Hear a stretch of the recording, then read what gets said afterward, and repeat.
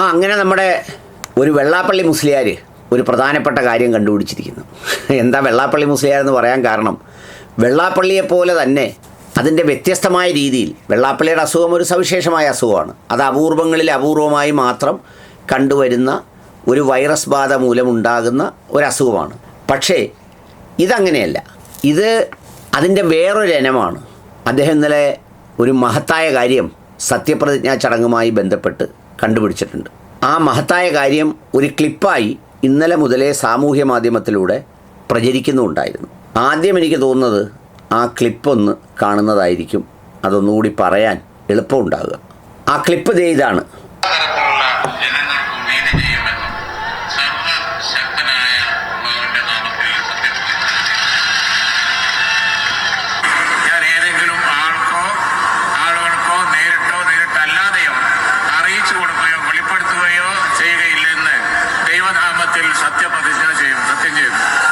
ഇതാണ് ആ ക്ലിപ്പ് എന്ന് പറഞ്ഞാൽ, കുഞ്ഞാപ്പ പണ്ട് ചെയ്തപ്പോൾ അള്ളാഹുവിൻ്റെ നാമത്തിൽ ചെയ്തു, ഇപ്പം ചെയ്തപ്പോൾ ദൈവനാമത്തിൽ ചെയ്തു.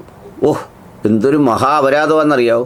നമ്മുടെ വെള്ളാപ്പള്ളി പലതും കണ്ടുപിടിക്കുന്നതിൻ്റെ വേറൊരു ഹലാലായ വേർഷനിലുള്ള ഒരു കണ്ടുപിടുത്തമാണ്. ഇത് കാണുമ്പോൾ ഉടൻ തന്നെ ഈ കുഞ്ഞാപ്പ വിരുദ്ധരായവർ, ലീഗ് വിരുദ്ധരായവർ, പാണക്കാട് വിരുദ്ധരായവർ എല്ലാം രംഗത്തെത്തി അതിൻ്റെ മതവിധി വളരെ സൂക്ഷ്മമായി പരിശോധിച്ച് ഇഴകീറി അതിൽ നിന്ന് ഇങ്ങനെ വാർന്നെടുത്ത് നക്കി നോക്കി ചില കാര്യങ്ങൾ പറയും. ദേ കേട്ടോളൂ. അലിക്കുട്ടി സാഹിബ് 2011 മന്ത്രിയായി സത്യപ്രതിജ്ഞ ചെയ്യുന്ന ആ ഔദ്യോഗികമായ ഒരു സെഷന്റെ വീഡിയോ ഞാൻ കണ്ടു. അതിൽ അദ്ദേഹം പറയുന്നത് അള്ളാഹുവിന്റെ, അതും സർവശക്തനായ അള്ളാഹുവിന്റെ നാമത്തിൽ സത്യപ്രതിജ്ഞ ചെയ്യുന്നു എന്നാണ് മന്ത്രിയായി. ആ വീഡിയോ നിങ്ങൾ കണ്ടോന്നറിയില്ല, ഒന്ന് കണ്ടു നോക്കിയേ.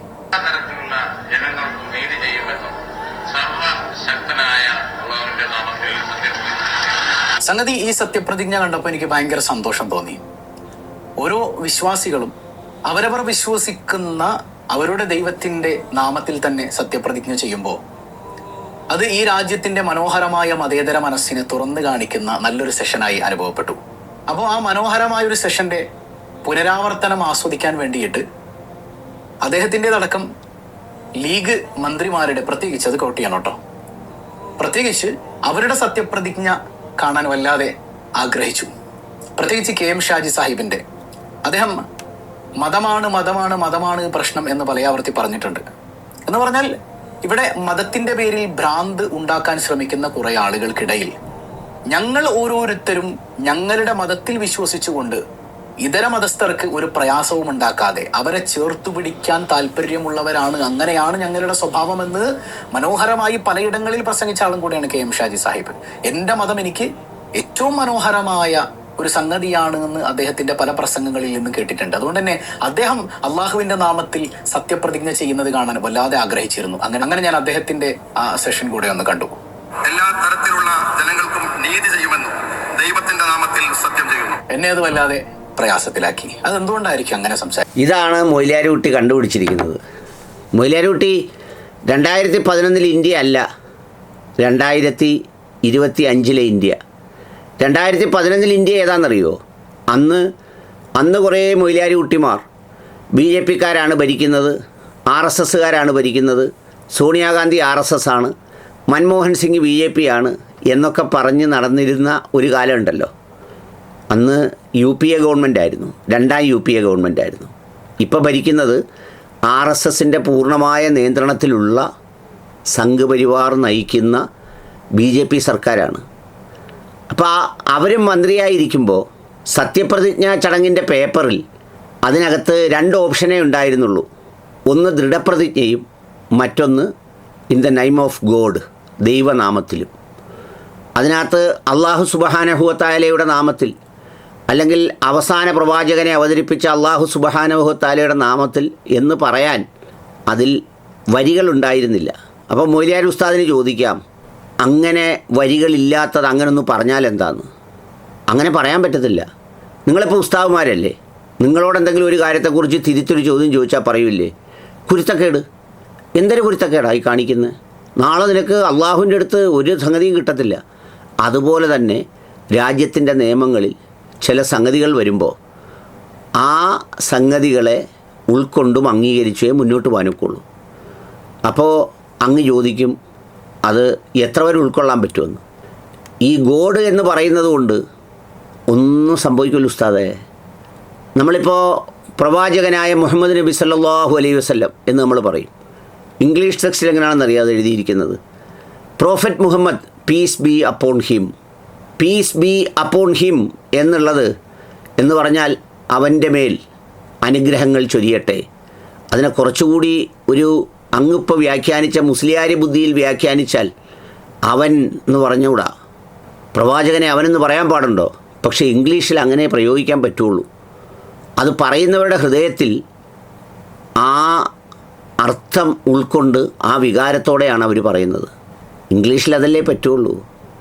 ഫാദറിനോട് father you are a good man എന്ന് പറഞ്ഞാൽ അതിൻ്റെ കറക്റ്റ് ട്രാൻസ്ലേഷൻ എടുത്താൽ നീ ഒരു നല്ല മനുഷ്യനാണ്. ആരോടാ? വാപ്പയോട്. മൗലാനയോടായാലും ഇംഗ്ലീഷിൽ അങ്ങനെ പറയാനൊക്കെ ഉള്ളൂ. Maulana U are a good മാൻ. അപ്പോൾ എന്ന് പറഞ്ഞതുപോലെ ഇത് ഗോഡായി പോകുന്നതുകൊണ്ട് അള്ളാഹു ഇല്ലാതാകുന്നില്ലെന്ന് മാത്രമല്ല, അത് കേൾക്കാൻ വേണ്ടി മാത്രം കാത്തിരുന്ന ഒരു മുസ്ലിയാരുടെ മനസ്സ് നല്ല മനസ്സുമല്ല. അത് സവിശേഷമായൊരു പ്രത്യേകതയാണ്. അതൊരു നല്ല മനസ്സുമല്ല.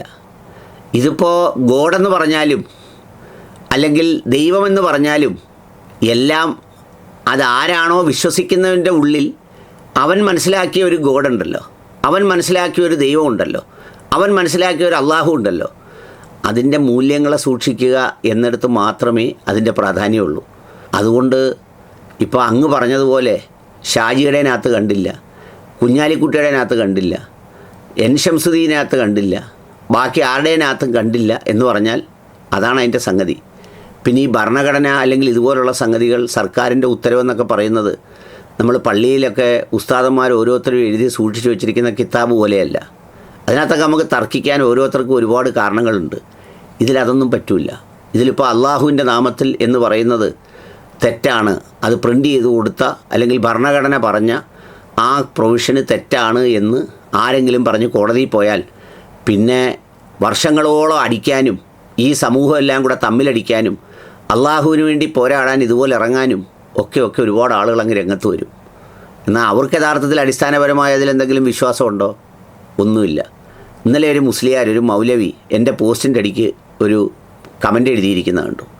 എന്ന് പറഞ്ഞാൽ ദീപ്തി മേരി വർഗീസ് KC വേണുഗോപാൽ ഗ്രൂപ്പുകാരിയുടെ കൂടാണല്ലോ ഇരിക്കുന്നതെന്ന്.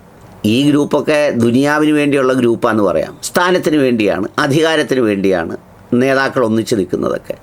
ആഖിറത്തിന് വേണ്ടിയുള്ള സംഗതിയിൽ എത്ര ഗ്രൂപ്പുണ്ട് മൗലവി? എത്ര ഗ്രൂപ്പുണ്ട്? എന്നാൽ അത് ആഖിറത്തിന് വേണ്ടിയാ. അള്ളാഹ് നീതിമാനാ.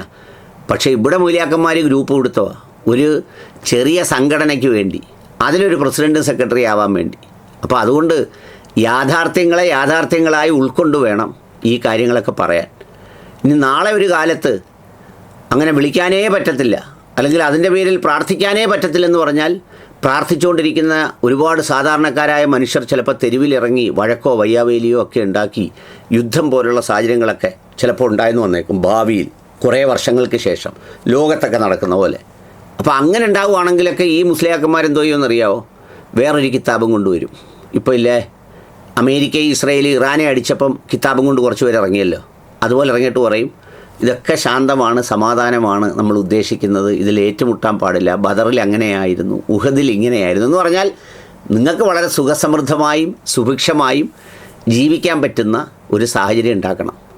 11 നിന്ന് 26 എത്തിയപ്പോൾ മുസ്ലിയാർ പടച്ച തമ്പുരാനായ അള്ളാഹുവിനെ എന്ന് പറഞ്ഞത് ഗോഡാക്കി മാറ്റി എന്ന് പറഞ്ഞൊരു കാഴ്ച മാത്രമല്ല, എന്തെല്ലാം മാറ്റങ്ങൾ ഇന്ത്യയിലുണ്ടാകുന്നു. അതുമല്ലോ മുസ്ലിയാർ പറയുന്നു. ഒരുപാട് പുറസ്ഥലങ്ങളിൽ നമസ്കരിക്കാനുള്ള അവകാശങ്ങളില്ലാതായി, പള്ളികൾ ഒരുപാടെണ്ണം പിടിച്ചെടുക്കുന്നു. പിന്നെ ഇപ്പോൾ ഏറ്റവും അവസാനം വന്ന മുഖ്യമന്ത്രി പറഞ്ഞത് SIR പേപ്പർ ഇല്ലെങ്കിൽ ആർക്കും ആഹാരം പോലും ഇല്ലെന്ന് പറയുന്നു. പിന്നെ അങ്ങനെ എന്തെല്ലാം അപ്പത്തരം എണ്ണിയാൽ തീരാത്തൊരപ്പത്തരം. അതുകൊണ്ട് മുസ്ലിയാർ ഉസ്താദ് പോയി കിടന്ന് ഉറങ്ങുക സന്തോഷമായിട്ട്, സമാധാനമായിട്ട്.